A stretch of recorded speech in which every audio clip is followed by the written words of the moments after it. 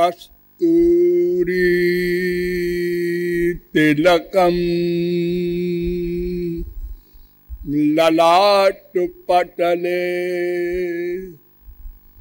वक्षस्थले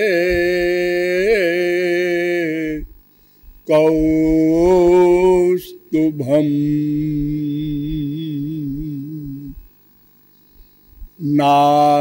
नासाग्रे वरमौक्तिकम्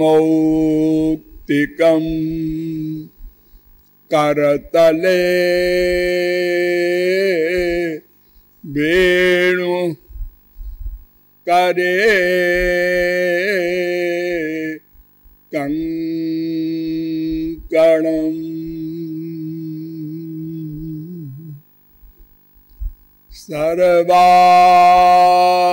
सर्वांगे हरिचंदनम् सुललितम्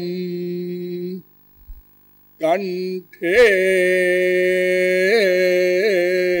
च मुक्तावली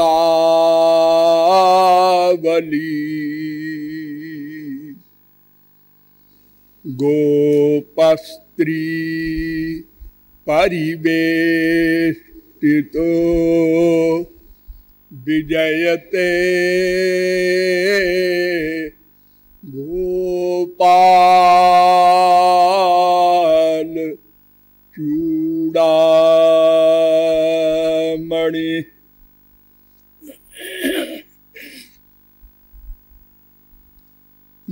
नमः कमलनाभाय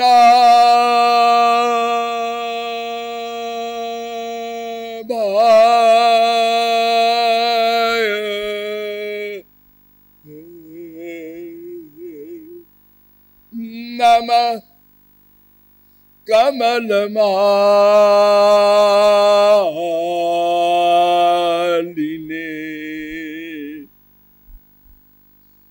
नमः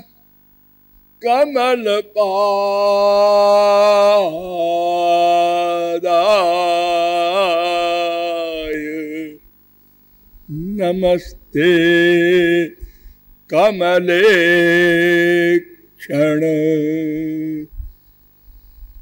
यो ब्रह्माणं विदधाति पूर्वं यो वै वेदांश्च प्रहिणोति तस्मै तद्वंह देवमात्मबुद्धिप्रकाशं मुमुक्षुर्वै शरणमहं प्रपद्ये।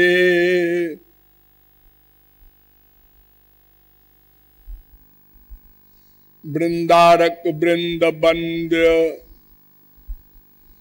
नंद नंदन पादार बिंद मकरंद मिलिंद महानुभाव नियमानुसार थोड़ी देर हरिनाम संकीर्तन कर लीजिए, पश्चात विषय प्रारंभ होगा।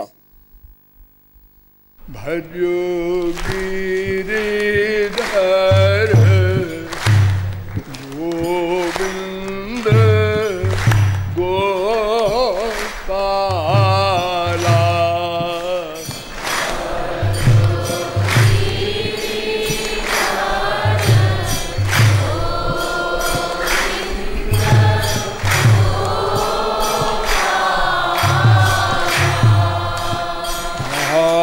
भजो गिरिधर गोविंद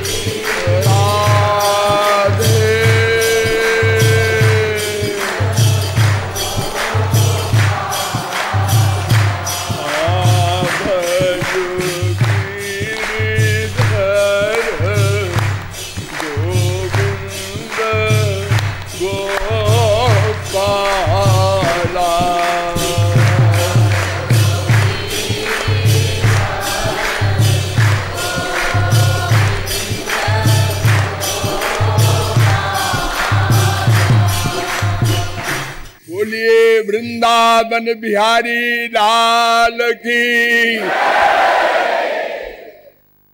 अब आप लोग सावधान हो जाएं। मैं कौन हूं, मेरा कौन है,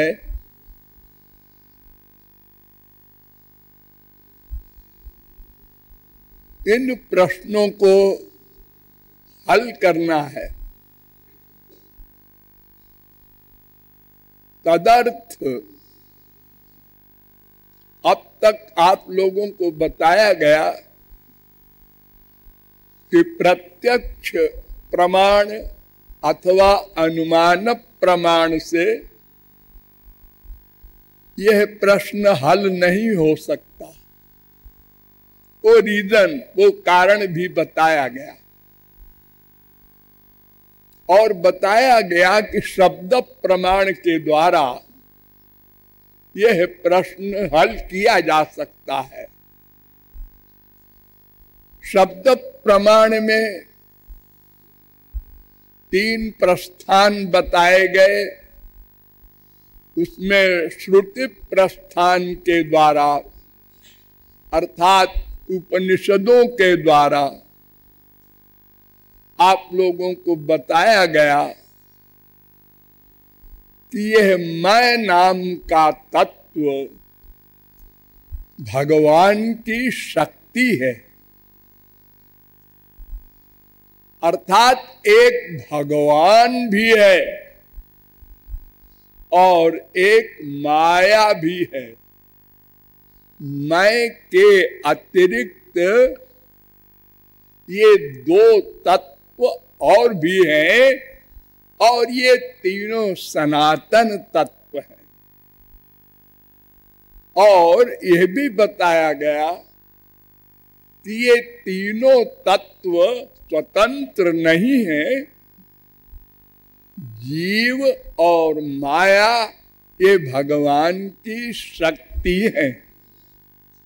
इन दोनों में माया शक्ति जड़ है और जीव शक्ति चेतन है।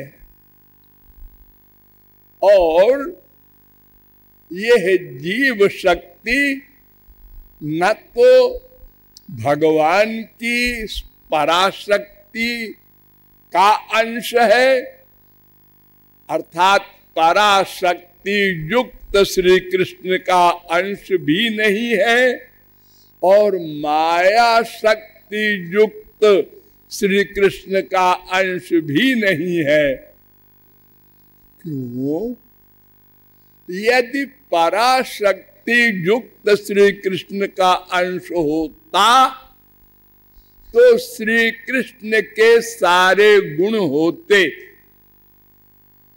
जैसे समुद्र का प्रत्येक बूंद खारा होता है, नमकीन होता है, ऐसे ही भगवान का अगर स्वरूप शक्ति युक्त अंश होता तो वो स्वरूप शक्ति युक्त होता, अर्थात सत चित आनंद से युक्त होता, अर्थात नित्य जीवन होता, सर्वज्ञ होता और अनंत अपरिमेय अपौरुषेय दिव्य परमानंद से नित्य युक्त होता।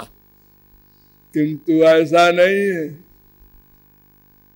और माया शक्ति का अंश इसलिए नहीं है कि माया जड़ है और जीव चेतन है, इसलिए इसको तटस्था शक्ति कहा गया।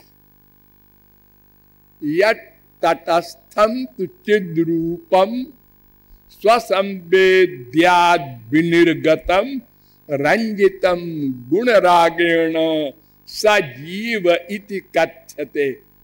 नारद पांचरात्र।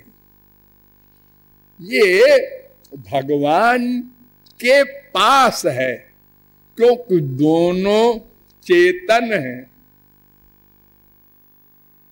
चित्त हैं, और माया जड़ है, इसलिए वो जीव शक्ति के नीचे है, इसलिए इसको तटस्थ कहा गया।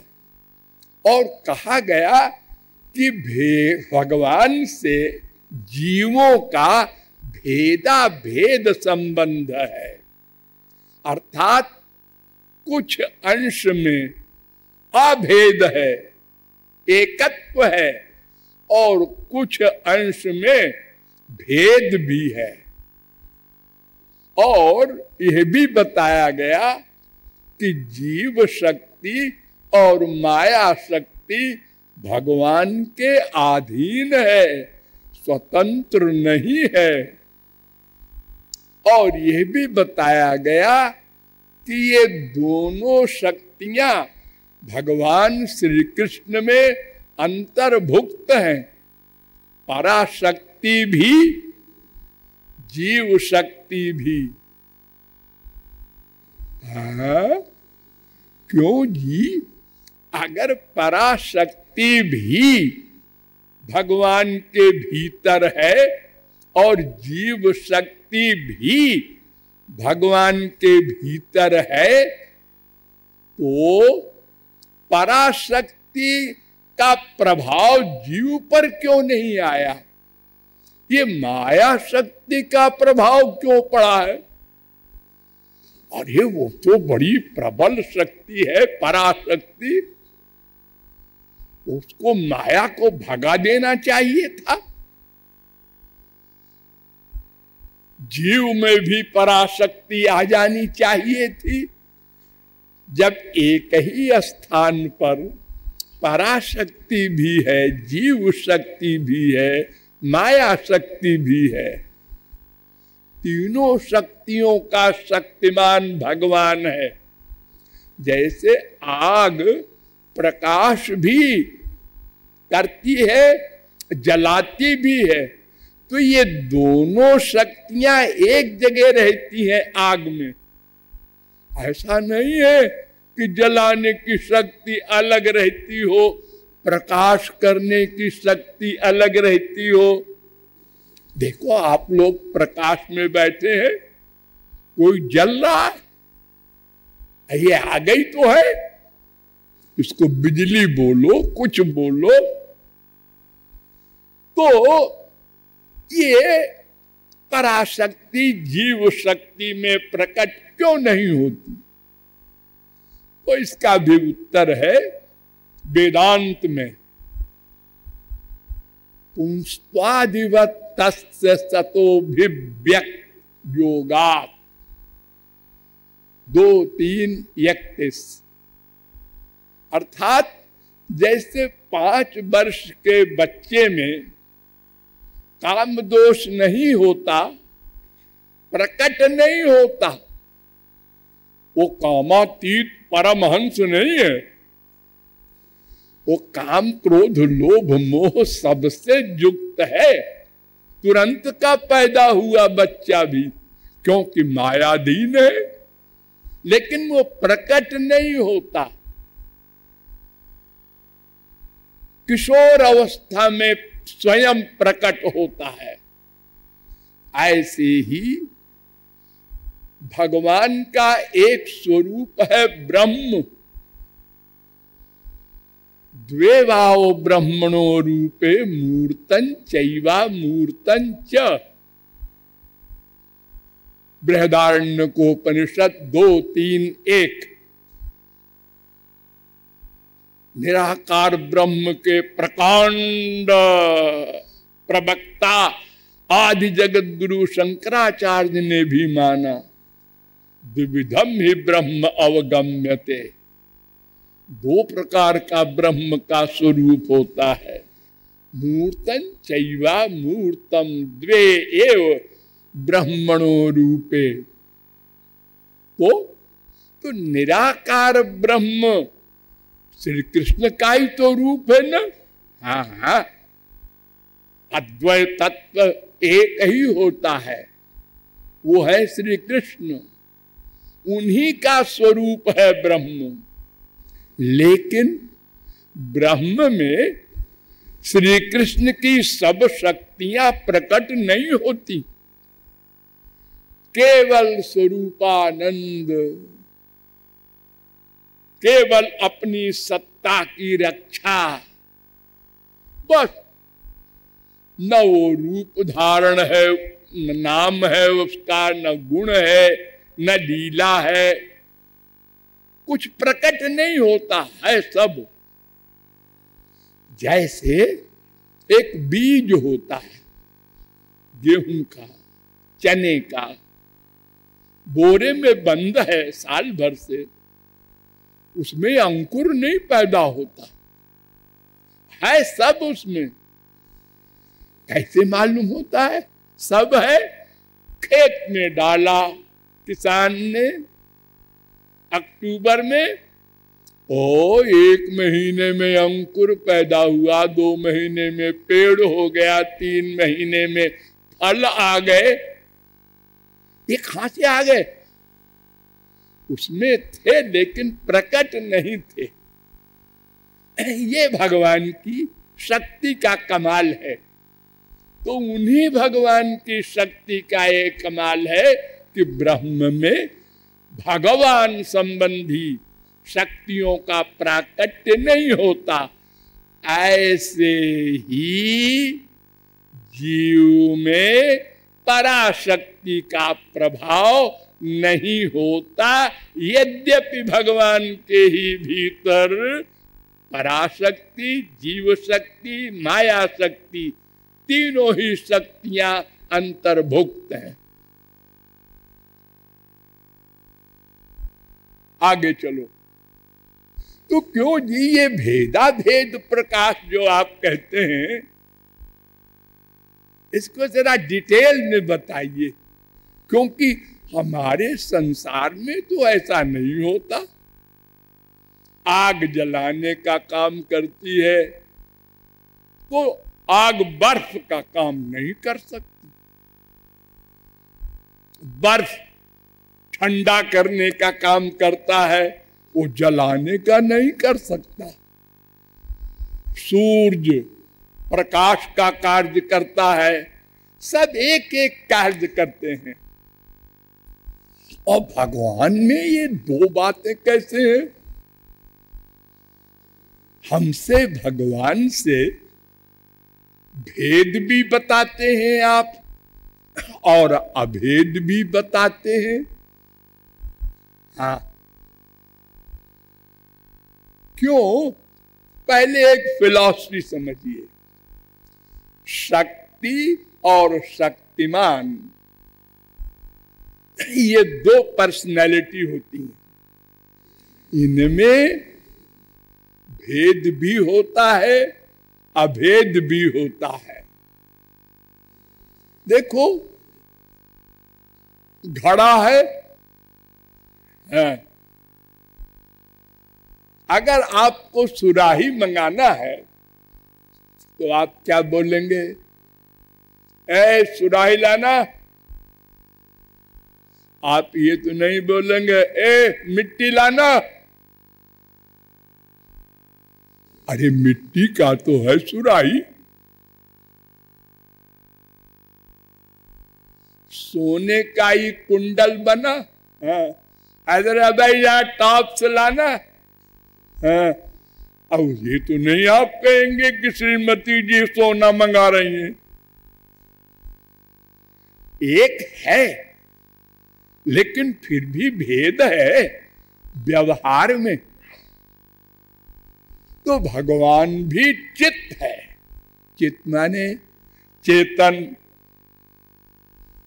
और हम भी चित्त हैं माने चेतन। अरे यही तो हमारा कमाल है। जीवत्व क्या? चेतना, बस। इस जड़ माया में और हम में क्या अंतर है? वो जड़ है, मैं चेतन हूं।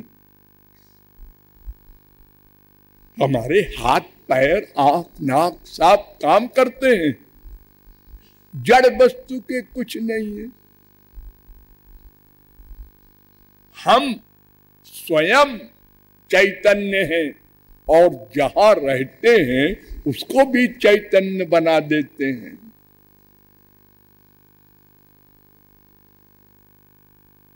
तो ये भगवान में हम में बराबरी है। वो महाचेतन है, हम लघु चेतन है, अलग बात है।